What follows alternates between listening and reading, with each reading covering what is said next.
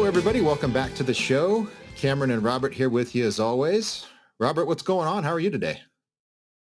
I am doing good. Just parked in Louisiana, taking a few weeks off as far as from the travel, or at least we thought we were. The show that rejected us a few weeks back wants us back in. So next week I get to take an impromptu trip up to Maryland and then back down. So we'll see how that goes.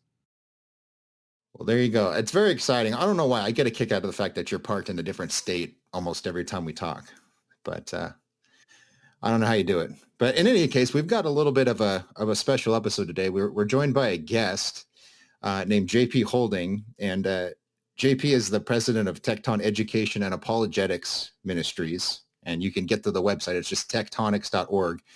And JP, I think you've written something like 17 books, or you've at least co-authored and written 17 different books. And we're talking about one, which is one of your older ones, called The Impossible Faith. Do I have that number right? Is it 17 at this point? It's just a guess at this point. I've lost track. Okay. Well, for people that aren't familiar with this book, it's really dense in that it's loaded with useful content, but it's short. So you're not committing 3 weeks to reading this book. And JP, correct me if I'm wrong or fill in the gaps, but I think the thesis of the book, more or less, is that inventing a religion like Christianity in the first century, it would have been absurd. You know, it wouldn't have just been embarrassing, but there would have been real penalties for making up stories like this. And I think your argument was so compelling that an atheist paid another atheist $5,000 to write a response to this. So introduce the thesis of the book and tell that story, because I think that is just fascinating. Yeah. Okay. Well, let's start with the history that you mentioned there. It began as an article on my website, and you described it accurately. The idea is that there were certain elements of Christianity that were so hard to believe and so hard to accept in a first century context that aside from a very small group of fanatical followers, you would not expect anyone to follow it as a belief system. In other words, you wouldn't expect any new converts. You'd expect, a core set of believers, but you'd expect it to die out like the Heaven's Gate cult did. But beyond that, you just wouldn't expect it to certainly grow into a world religion at that point. So I began with looking at the social world of the Bible, and this is an area that I was deeply studying. I began with just like a handful of factors, and I expanded that to more than a dozen. And it started as an article on my website. And what happened to begin with is I was promoting it in various places, promoting the article. And there was an atheist on a forum who called himself Johnny Skeptic. I later found out who his real name was. And he was a rather well-off individual involved in agriculture, actually not far from where I live in Florida.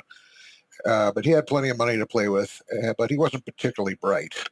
And so he went off and paid another atheist $5,000 to write a refutation of the article, which by then I had also converted into the book you're talking about, which I designed as somewhat of a food for thought exercise rather than a scholarly work.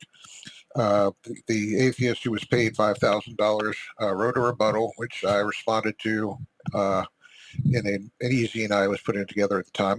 We're talking about like back 2005 or so.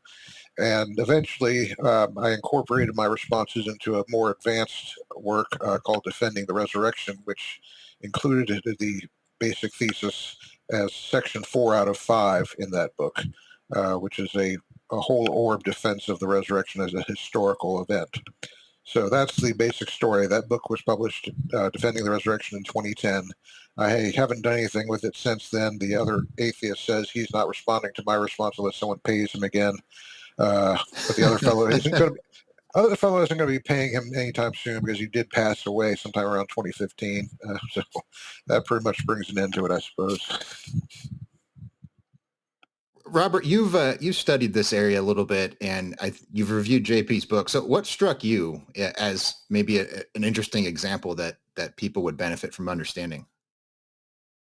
Well, what I love most about the book is its conciseness, putting some thoughts that I've seen other places, but putting it all into one concise, short read. I love it. Having been a person who's done a lot with scholarly works, having something that is scholarly in nature, but not scholarly in writing, as far as like sometimes, how would I say this? A lot of $5 to $10 words in it. um, I feel like this is pretty accessible to the average layman. So that's something that struck me right off the bat. So let's get into some specifics of the book, JP. So you talk about how crucifixion was probably, no, I think it absolutely was the most shameful way to die in the first century. So the idea that you would hold up a crucified man as God, I don't know if there's an appropriate modern equivalent to help people understand just how crazy that would have been. So talk about that a little bit. Okay, it is difficult to equate this in modern terms, because the first thing we have to understand is the basic values of the society were entirely different. The social world of the Bible was rooted in concepts of honor. And today, you tell the average American about that, the only honor-shooting society they can think of is the Klingons from Star Trek.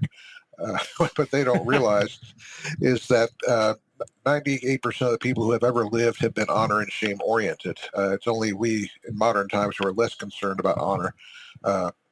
And if you were in the 70s, you may have seen Shogun on TV, James Clavell's novel turned into a TV series. And a lot of people watched that, including me, and were shocked by the scene where the samurai cuts the person's head off right in front of everybody. And there were other aspects of that as well, that program that demonstrated the honor culture that Japan was at that time and continues to be to some extent to this day. And so honor, loosely defined, means how you look in the eyes of others, how others see you.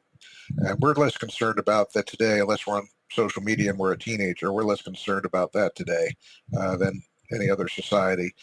But in their view, yes, you've heard the story of the samurai who would commit suicide because he had been dishonored or shamed. And very much in their eyes, something like crucifixion was much the same. To be crucified was to be given the lowest sort of honor rating, to be excessively shamed.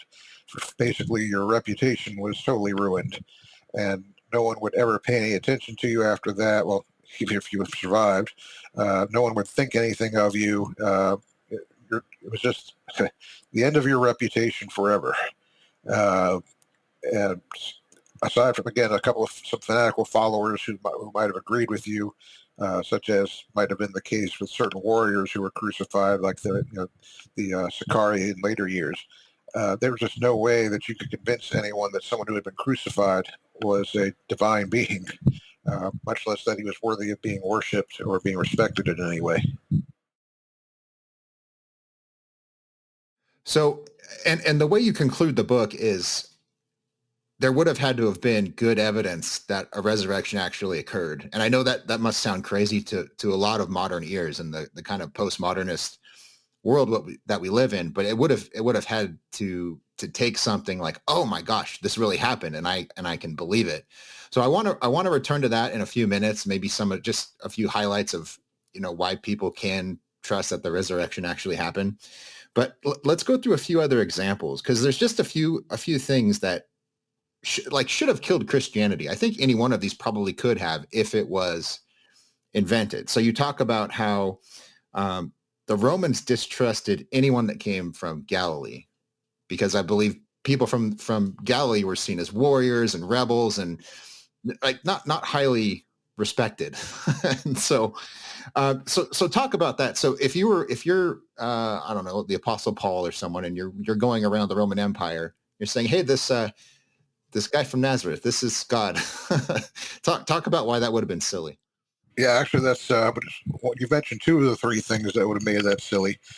Three aspects of Jesus that made him silly in the eyes of your average Roman person, and also in the eyes of many other people. The first thing was that he was Jewish, and aside from other Jews, that would have been a turnoff in the Roman Empire.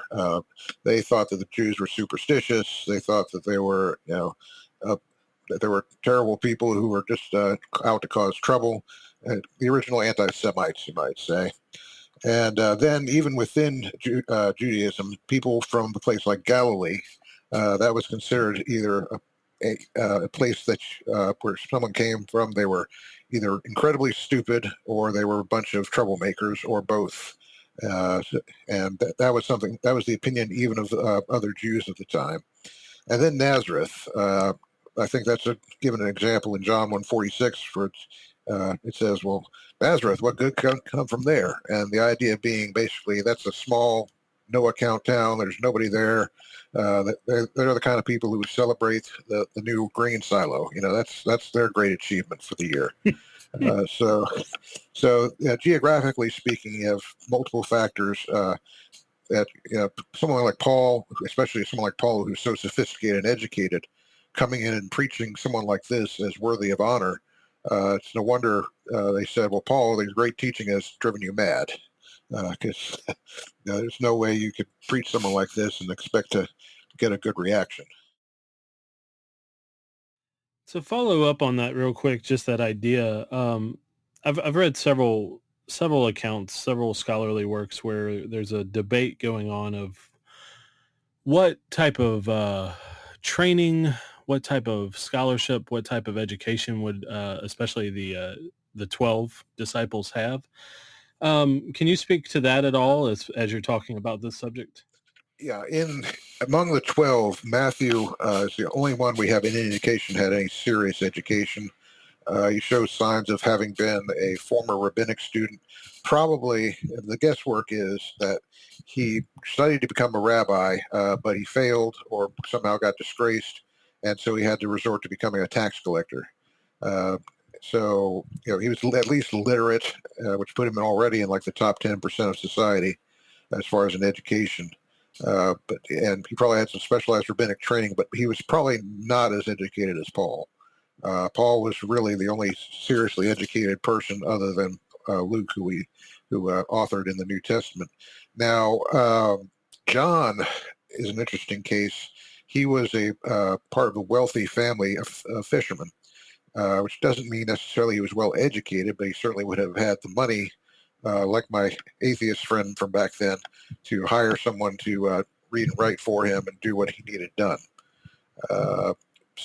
But other than those two, Matthew and John, we really don't have any indication that any of the 12 were in any sense well educated or able to understand what was going on. In fact, it's open to, some say it's open to question just how literate Jesus might have been considered, although evidently he's reading in the temple, so he must have had some level of education, practically speaking. In cases where I like to say he probably kept his divinity tied behind his back. He didn't rely on his divinity to learn to read necessarily. Yeah, I gotcha. So would the significance of this be possibly that you have all of these, you have all this bigotry, if you will, all these assumptions about these people, but at least some of them had enough education to put forth a convincing account of what was happening. Can you talk about how that impacts this argument at all, JP?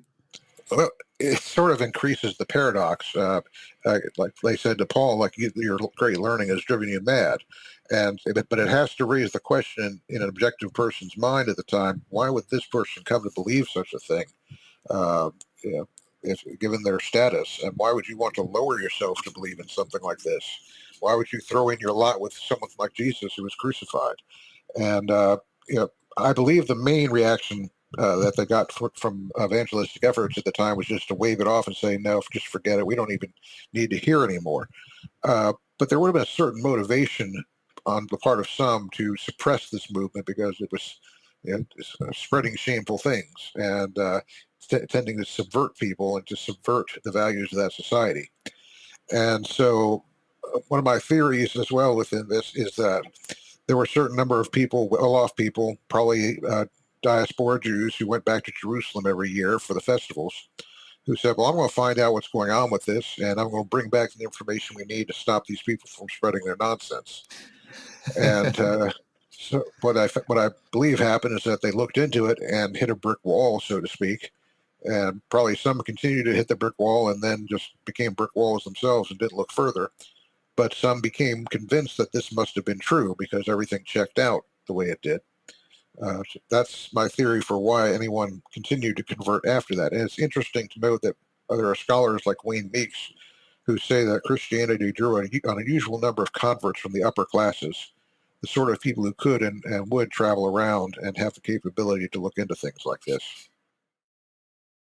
Yeah, so to bring that home, the striking thing about that is they had the resources and the incentives to go investigate this, and there would have been things to investigate. There would have been eyewitnesses alive still in the first century, or at least there would have been people that knew eyewitnesses. So in other words, it would have been relatively easy to debunk this story if it were false. Do I have that correct? I think it would have, although I think what might have happened, like you try and interview someone like Caiaphas, if he's willing to speak to you, if he has the time, and if he doesn't look down his nose at you, he's when you start questioning him, he's going to start being kind of like embarrassed and like want to avoid the subject, and you probably not even want to talk to you about it. And that's probably enough to raise the hackles of anyone who's asking questions. Even as today, when you see a politician dodge and weave and refuse to answer questions, you're like, yeah, something's going on there. You have a Madison Cawthorn in the house here. So imagine comparing Caiaphas to that, but but in some ways they would have to find answers. And then you'd have people like Joseph of Arimathea who might have something more positive to say, and perhaps one of the better witnesses. Although it's not often thought about this way, although a fellow named Frank Morrison thought about this, I believe. He said the guards at the tomb would have been excellent witnesses, in addition to the apostles and anyone else who had seen Jesus at the time. But there were enough people around who said, yeah, I saw what was going on, and eventually you could piece things together and make a decision. So you talk about witnesses, and something else, and you talk about the relying on women, how so much of the Gospels have women throughout them, but also women as some of the first, shall we say, spectators of the resurrection, things like that. So my whole thing with that, I think it's kind of understood today by more people than I guess in the past, how that would be contextually odd. But I was just wondering if you could speak for a moment how severe that could have been to the Christian cause if there's not truth to it.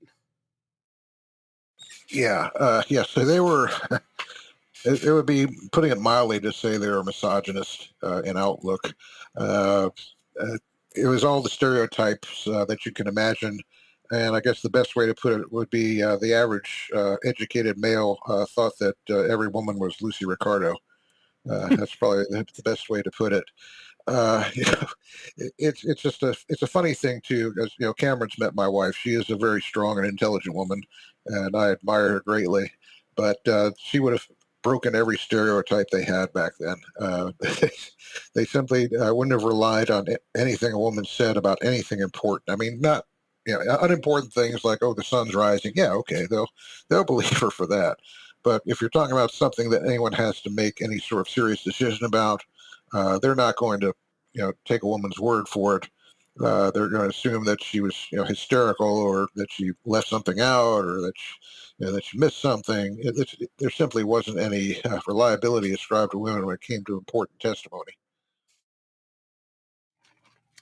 And yet we see that commonly throughout. Just one more question, and I'll throw it back to Cameron. Brought up Luke just recently in the interview. There's, Luke and Acts, of course. I think it's pretty much accepted now that those were one books, golly, one book, now separated into two for our consumption. But it would definitely appear that even during the gospel times, as far as how Luke is writing about the gospel, that it's a very much an interviewer's book, that he's interviewing people with it. And there's all these stories that are coming about, but throughout this early part of Luke, there's some references that are very interesting to Mary herself and hiding things in her heart. Do you believe that people were searching out Mary and interviewing her as well? or is that something outside of your scope? Yeah, if she may have been too old to search out by a certain date, but probably they more likely they sought out his brothers and his sisters he may have had at the time at the most critical time. Certainly, they would have wanted to talk to Mary if they could, but practically speaking, with the short lifespan of the day, that may not have been possible past like 35 or 40 AD. So the things we've been talking about, they sort of point to the fact that the resurrection had to have been legitimate, or there had to have been something that they experienced. And I think this has created all kinds of difficulties for skeptics, as we were sort of getting at the beginning.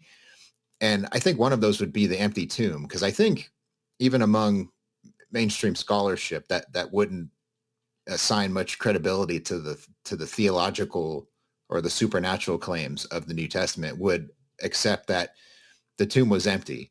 And it's been interesting to see some scholars sort of react to this, and the most prominent being Dr. Bart Ehrman, who I believe in his 2014 book, How Jesus Became God, I think he actually makes the case that Jesus was never buried. And I mean, that's a whole nother subject. But what I find most interesting about that is it seems like it's a way to totally undercut the empty tomb as an argument. And I've seen atheists since that book came out just repeat this ad nauseum, because they kind of treat Ehrman's books as like a rabbit's foot, when they go into an argument. So I'm wondering if you can talk about the significance of that, the fact that it seems that people are trying to end run this argument, which suggests to me that it's actually quite powerful. Well, the funny thing is, I think the major way they try and end around the argument is by following what's called the Jesus myth, the idea that Jesus never even existed at all. And as you're probably aware, I wrote a few books about that as well, about that subject, about the various historical testimonies to Jesus simply existing as a person on earth, never mind as anything else. And I wrote, as part of the description of my book on that subject, I said the easiest way to just refute all Christian arguments is to say Jesus never existed, and that's the end around that most of them are, I think, going to now. Now, Bart Ehrman has a bit more intelligence to that. He knows he's not going to get away with that. Of course, he's even written against that theory, and so yeah, his thing is to undercut it some other way. And like you said, saying that Jesus was not buried or was not buried in the way described. I believe it was Crossan who said he was. His body was just thrown to the dogs. That I believe, yeah, that makes sense. It's something they see as able to undercut the whole argument for the resurrection, certainly. Yeah, it's just so fascinating, because I follow this reasonably closely. I mean, I'm not an expert by any means, but it seems that a lot of times the scholarship isn't driven by new discoveries necessarily, or new revelations or what have you. It's often driven by ideological considerations, which is so funny to me, because that's the charge that's always thrown at us as Christians, is that you're superstitious, you believe in miracles, you'll believe anything, you're just a bunch of rubes, aren't you rational like us? Read a Richard Dawkins book. Why don't you, Um, so I don't know. Do you have any comment on that, just in a general sense, that scholarship sometimes is pushed by the fact that particular researchers don't want something to be the case? Yeah, well, it's certainly the case. Yeah, and I'll say as well that I certainly believe there are some Christian scholars who are guilty of that also from their side of the fence. For my part, there's just so many aspects of these arguments that I don't think people have looked into or put together in a coherent way. You mentioned about the supernatural. In my resurrection book, one of the things that I argue, aside from the apostle faith arguments, is that this whole dichotomy between the natural and the supernatural is bogus. There was another author, not Ehrman, but Ehrman, Earman, who wrote a book called Hume's Abject Failure. And he is not a Christian, but he argues that the skeptics who go with this argument derived from Hume about supernatural being so incredible are missing the point. So I like to put it this way. If we pick up a box, no one considers that a violation of the law of gravity. On the other hand, if God picks up a box, they consider that a violation of a law of nature. Why? Ehrman puts it this way. He believes that the acts of God as described are not miracles in the sense that they're violations of the law. They're simply God acting in nature the way anyone else would. And so in theory, the resurrection could have been something just like that. If we had all the right application of energy to matter, maybe we could perform the same deed, but we don't. So I just don't buy into that whole supernatural dichotomy.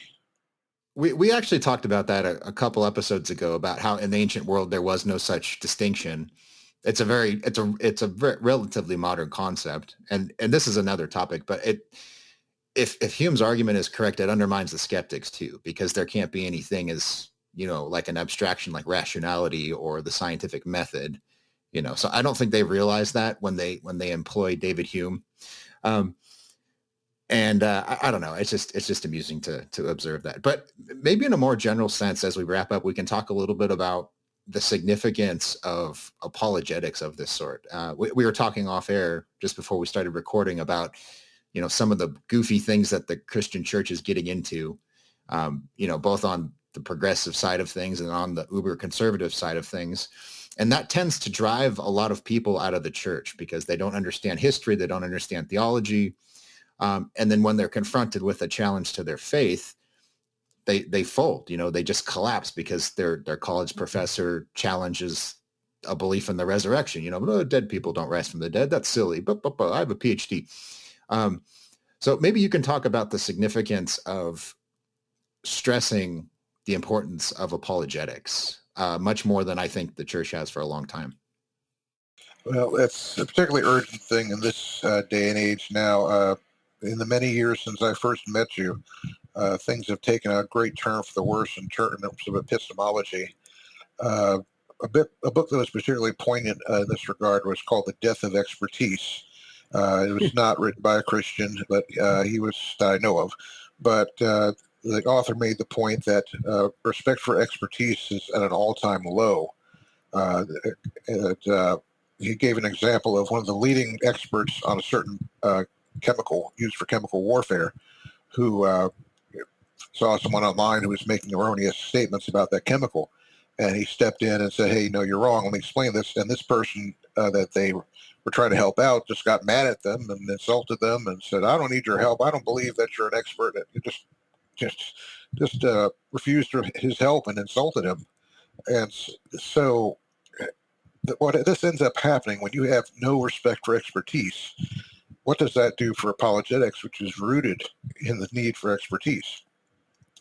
The example I used is, if you're going to go try and debate someone using one of Paul Copan's books, if they don't respect expertise, then you might as well just show up with a brick that's the same size and shape as Copan's book, because the book isn't going to do you any good. So in terms of how that works with apologetics, in the next few weeks or months, I'm planning on putting together an article assembling some of my thoughts on this. But if the churches are falling into this same trap when it comes to expertise, we have a serious problem.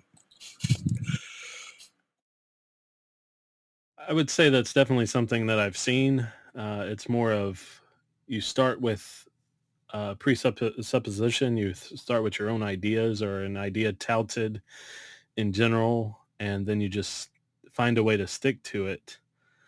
It's something that I've seen, especially in all the churches that I interact with, and I interact with churches all over the U.S., Midwest, South, and a few Western ones. But I see this more and more often, even in the church life, the lack of desire to really talk about the meat and potatoes, so to speak.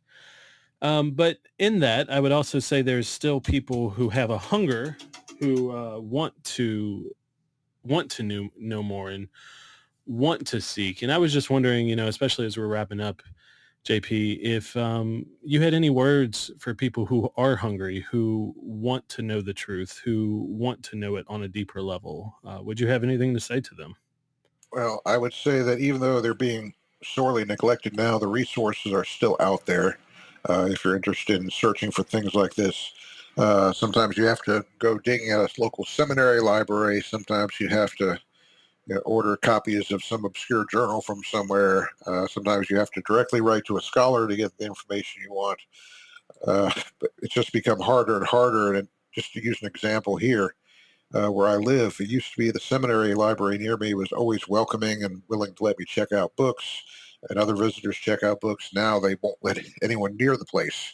They think that it's like their books are supposed to stay on the shelf and be and gather dust. They don't want anyone else coming in from the outside and damaging them with their fingerprints. So it's made things are getting harder and harder to find, but they are still out there. Don't give up, and just if you need answers, write to someone like me or like a scholar, and get the answers you need. So where can people find you? I mentioned the website. It's tectonics.org. Would you direct them to any particular writing you've done or any particular presentation you've given? Well, I do have everything indexed alphabetically by subject matter as well as by scripture verse. That would make it easier to find particular answers. I do have an email link if you can't find anything on there. And I can usually direct people to one or more resources, whether it's another website or a book or a scholar who can help them if I don't have anything on the subject they're looking for. The website has articles that I've compiled and edited for thousands of them over 15 years. In fact, I recently completed a review of them just earlier this year. So there's plenty of stuff available, and I'll be glad to direct anyone to the information they need if I can. Yeah, that's great. Well, just a personal endorsement. I remember as I was coming of age, and I think this is why apologetics is so uh, important to me is, 17, 18 years old, I'm starting to encounter the typical arguments, the, problem of evil debunks God and the copycat thesis that Christianity was just borrowed from other religions or the mythicism, you start to encounter these things. And if you don't know anything about the subjects, it is daunting. It is overwhelming. But I remember, I don't know how I found it, but I stumbled upon your website and I started to use the material in the discussions I was having. And it was so not just because I was winning an argument. That's not the point. But I could see people um, unable to respond because they had never heard a scholarly response, and that was so encouraging to my faith. And then right there, I think it clicked how important this is because it's almost like intellectual Kevlar. When you go out into the world and you're talking to your friends or you're watching some stupid documentary on Netflix or whatever it is, it just arms you and equips you for living in this world. So it's excellent. I would encourage everyone to check out the material. Um, are you on social media? I think you're like me and you're not particularly fond. You won't find me on Facebook. My YouTube channel is a Facebook page, but it's managed by someone else. I don't get on there at all. Okay. Talk about YouTube. You got a bunch of videos on there, right? Yeah, I do. I'm a bit of an amateur cartoonist, and so I have some animation quality of like 50 Speed Racer quality there, and some lecture variety as well. Yeah, and in fact, we're just 2 away from our 1,000th video. Many of them are conversions of my articles into a simpler and more user-friendly format with more entertaining format. I try and have some fun on there. It's been going since 2010, so yeah, there's plenty of stuff on there as well. I think my favorite one is the one on the bat is the bat a bird issue, where I have this atheist coming on. And he's hired this panel to speak on his behalf of saying that the Bible is wrong about bats being birds, and he's hired a vampire and a bat scientist, and he's hired Batman to try to speak for him, and they end up supporting the scholar instead. So that's kind of fun. I think that is it's youtube.com /Tecton TV. Is that it? Yeah, TEKTON TV. Yeah, all lowercase. All right, very good. Hey, well, thank you for joining us again. The book is called The Impossible Faith. It's on Amazon. I think it's like $12. So you all spend more on coffee than you do books. So go buy this book and check out tectonics.org, which is JP's website. And Robert and I will be back. JP will not. Maybe we'll have you on again. But Oh, we appreciate it. Sure. in any event, thank you all so much for listening, and we will see you next week.